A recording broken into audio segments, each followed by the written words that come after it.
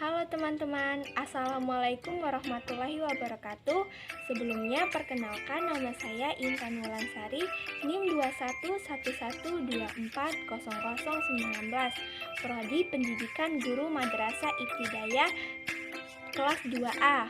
Baiklah, di sini saya ingin memenuhi ujian akhir semester dengan matkul Ilmu Pendidikan Islam yang diampu oleh dosen pengampu Dr. Randa Basinun SAG MPD. Oke teman-teman, bisa kita lihat di gambar di atas ya, poin-poin dari materi saya. Yang pertama itu pengertian dan bentuk-bentuk institusi pendidikan Islam. Yang kedua yaitu prinsip-prinsip institusi pendidikan Islam. Yang ketiga, tanggung jawab institusi pendidikan Islam. Yang selanjutnya yaitu peran keluarga sebagai institusi pendidikan Islam. Yang masjid sebagai institusi pendidikan Islam. Yang F, pondok pesantren sebagai institusi pendidikan Islam. Yang G, peran madrasah sebagai institusi pendidikan Islam. Yang terakhir H, tantangan institusi pendidikan Islam dalam transformasi sosial budaya. Baiklah teman-teman, mari kita simak video penjelasan selanjutnya. Ya, dengan pengertian dan bentuk institusi pendidikan Islam. Institusi menurut Kamus Besar Bahasa Indonesia adalah bakal dari sesuatu, asal mula yang akan menjadi sesuatu, bakal, bentuk, wujud, rupa, acuan, ikatan, badan atau organisasi yang mempunyai tujuan jelas, terutama dalam bidang keilmuan.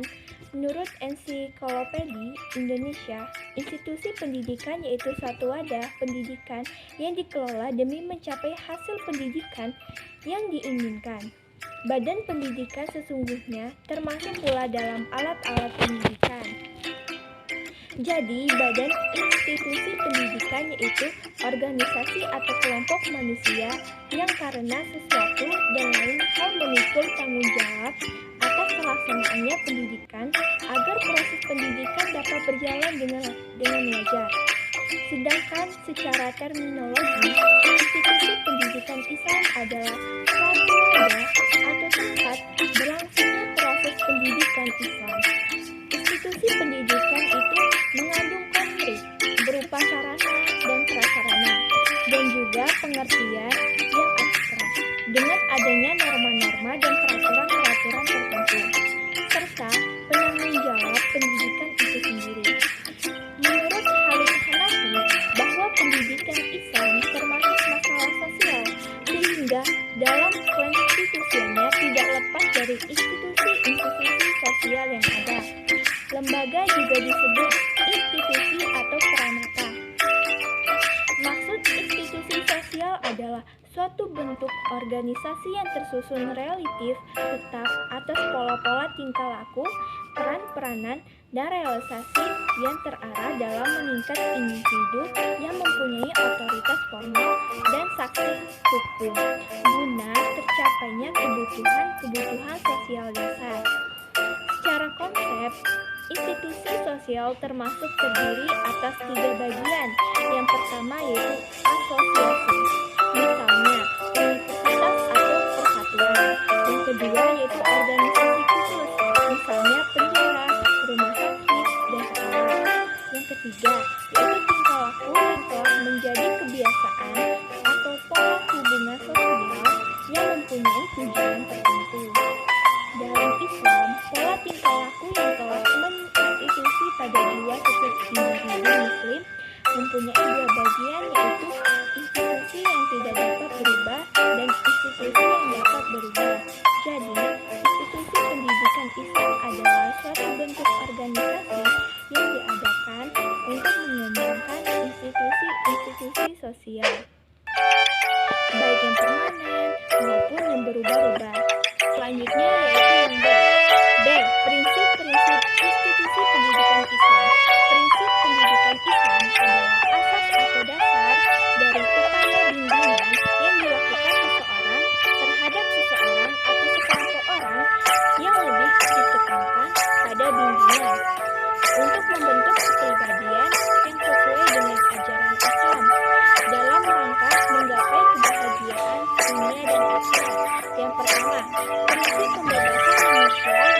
ancaman kesesatan yang menjerumuskan manusia pada api neraka. Quran Surat At-Tahrim ayat 6. Yang kedua yaitu penyelamat manusia menjadi hamba-hamba Allah yang memiliki keselarasan dan keseimbangan hidup, bahagia dunia akhirat, sebagai realisasi cita-cita bagi orang yang beriman dan bertakwa. Quran Surah Al-Baqarah ayat 201. Yang ketiga yaitu prinsip pembentukan pribadi manusia yang memancarkan sinar keimanan yang kaya dengan ilmu pengetahuan yang satu sama lain saling mengembangkan hidupnya untuk menghambakan diri pada Khaliqnya. Quran Surat Al-Mujadilah ayat 9. Yang keempat yaitu prinsip amar ma'ruf dan nahi munkar dan membebaskan manusia dari belenggu-belenggu keniscayaan. Quran Surat Ali Imran ayat 104. Yang kelima prinsip pengembangan daya pikir, daya nalar, daya rasa sehingga dapat menciptakan anak didik yang kreatif dan dapat menumbuhkan daya cipta, rasa dan kasarnya. Selanjutnya yaitu C. Tanggung jawab institusi pendidikan Islam. Seorang ahli filsafat antropologi dan fenomenologi bernama Lancet menyatakan bahwa yang bertanggung jawab atas penyelenggaraan pendidikan adalah yang pertama, institusi keluarga yang mempunyai wewenang bersifat federatif. Yang kedua, institusi sekolah yang mempunyai wewenang berdasarkan undang-undang. Yang ketiga, institusi sosial yang mempunyai wewenang berdasarkan Islam. Sebaliknya, pihak penyelenggaraan dengan trisentra yang merupakan tempat pergaulan anak didik dan sebagai pusat pendidikan yang amat penting baginya. Trisentra itu ialah yang pertama, alam keluarga yang membentuk institusi pendidikan keluarga. Yang kedua, alam perguruan yang membentuk institusi pendidikan sekolah. Yang ketiga, alam pemuda yang membentuk institusi masyarakat menurut Sidi Ghazalba yang berkewajiban menyelenggarakan institusi pendidikan adalah A. Rumah tangga, yaitu pendidikan primer untuk fase bayi dan fase kanak-kanak sampai usia sekolah.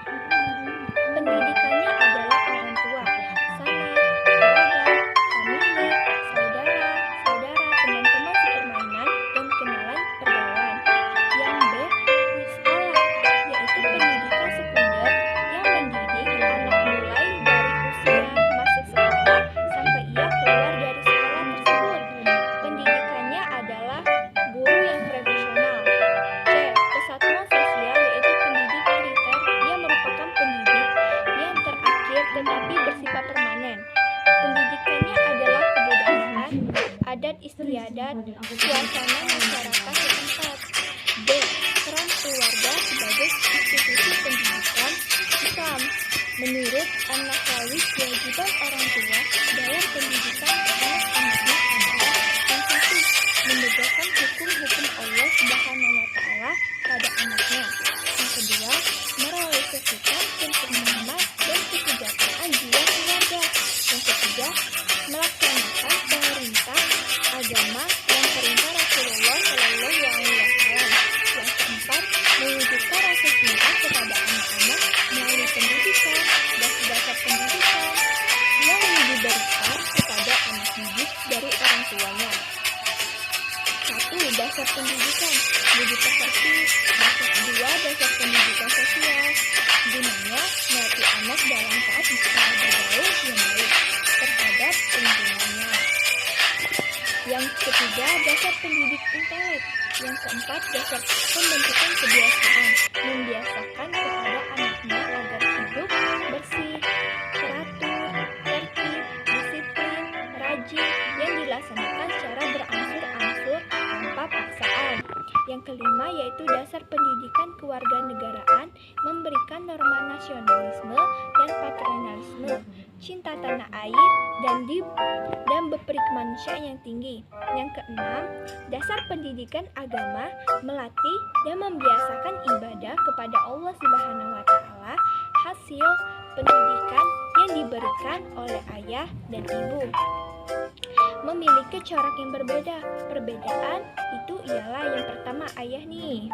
Ayah merupakan sumber kekuasaan, memberikan pendidikan anaknya tentang manajemen dan kepemimpinan, memberikan perasaan aman dan perlindungan, sehingga ayah memberikan pendidikan sikap yang bertanggung jawab dan waspada. Ayah juga memberikan pendidikan berupa sikap tegas, berlaku rasional, sehingga menghasilkan kecerdasan intelektual. Yang kedua, ibu. Ibu sebagai sumber kasih sayang yang memberikan pendidikan sifat ramah, tamah, asa, asih, dan asuh kepada anaknya, menciptakan suasana dinamis dan harmonis. Dan sebagai pendidik bidang emosi, anak yang dapat mendidik anaknya berupa kepekaan, daya rasa dalam memandang sesuatu yang melahirkan kecerdasan emosional. Masjid sebagai institusi pendidikan Islam secara harfiah. Masjid adalah tempat untuk bersujud. Secara terminologi, masjid adalah tempat khusus untuk melakukan aktivitas ibadah dalam arti luas. Dewasa ini fungsi masjid mulai menyempit, tidak sebagaimana zaman Nabi Muhammad SAW. Hal itu terjadi karena institusi sosial keagamaan semakin memadat, sehingga masjid terkesan sebagai tempat sholat saja. Pada mulanya, masjid merupakan sentral kebudayaan Islam, pusat organisasi kemasyarakatan, pusat pendidikan, dan pusat permukiman, serta tempat ibadah dan iktikaf. Implikasi masjid sebagai institusi pendidikan Islam adalah yang pertama, mendidik anak untuk tempat beribadah kepada Allah Subhanahu wa Ta'ala. Yang kedua, menanamkan rasa cinta kepada ilmu pengetahuan dan menanamkan solidaritas, mentadarkan hak dan kewajiban sebagai insan pribadi sosial dan warga negara. Yang ketiga, memberikan rasa ketentraman, kekuatan, dan kemakmuran, potensi-potensi rohani melalui manusia, pendidikan kesadaran, perenungan, optimisme, dan mengadakan penelitian. Dan selanjutnya yaitu F. Pondok pesantren sebagai institusi pendidikan Islam. Kehadiran kerajaan Bani Umayyah menjadikan pesatnya ilmu pengetahuan sehingga anak-anak masyarakat Islam tidak hanya belajar di masjid tetapi juga pada institusi-institusi yang ketiga, yaitu kutab atau pondok pesantren. Di Indonesia, istilah kutab lebih dikenal dengan istilah pondik, yaitu pondok pesantren, yaitu suatu institusi pendidikan Islam yang di dalamnya terdapat kiai atau pendidik yang mengajar dan mendidik para santri. Peserta didik dengan sarana menjadi untuk menyelenggarakan pendidikan tersebut, serta didukung dengan adanya pondokan atau asrama sebagai tempat tinggal santri. Tujuan terbentuknya pondok pesantren adalah yang pertama, tujuan umum yaitu membimbing anak didik untuk menjadi manusia yang berkepribadian Islam, yang dengan ilmunya dia dapat menjadi mubalik dalam masyarakat sekitar. Yang kedua yaitu tujuan khusus, yaitu mempersiapkan para santri untuk menjadi orang alim dalam agama yang diajarkan oleh kiai dan mendakwahkannya dalam masyarakat sebagai institusi yang tertua. Sejarah perkembangan pondok pesantren memiliki model-modelan pembelajaran. Yang pertama, metode wetoman atau halaqah. Kiai membacakan kitab para santri untuk menyimak bacaan kiai pada kitab masing-masing. Yang kedua yaitu metode sorongan. Metode yang santrinya cukup pandai dan sorongan atau mengajukan sebuah kitab pada kiai untuk dibaca di hadapannya. Kesalahan dalam membacanya itu langsung dibenarkan oleh kiai.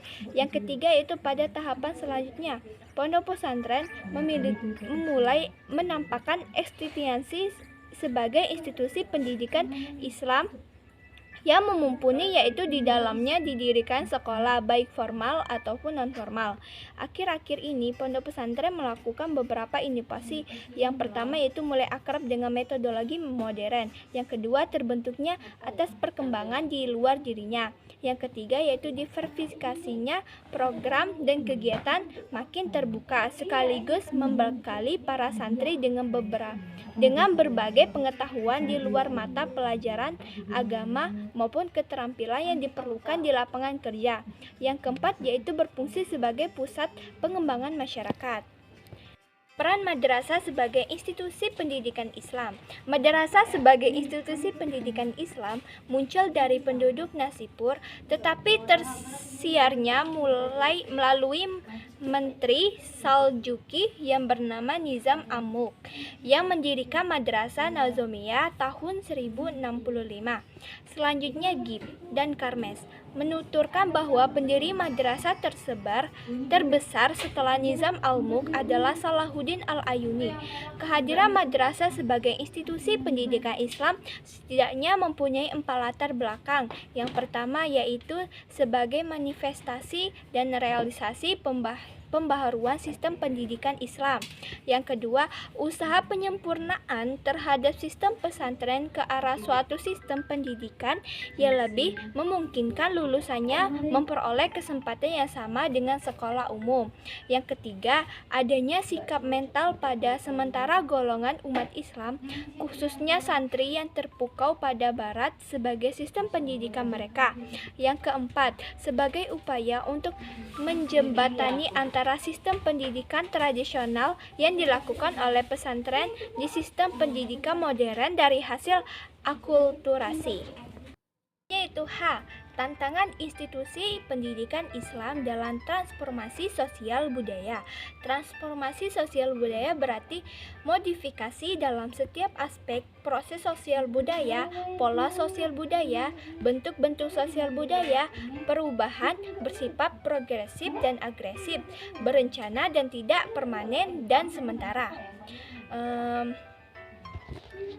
Menguntungkan dan merugikan. Mungkin itu saja materi yang dapat saya sampaikan. Semoga teman-teman yang mendengarkan mendapatkan ilmu yang bermanfaat. Saya akhiri, wabillahi taufiq wal hidayah, waridha wal inayah. Wassalamualaikum warahmatullahi wabarakatuh. Thank you.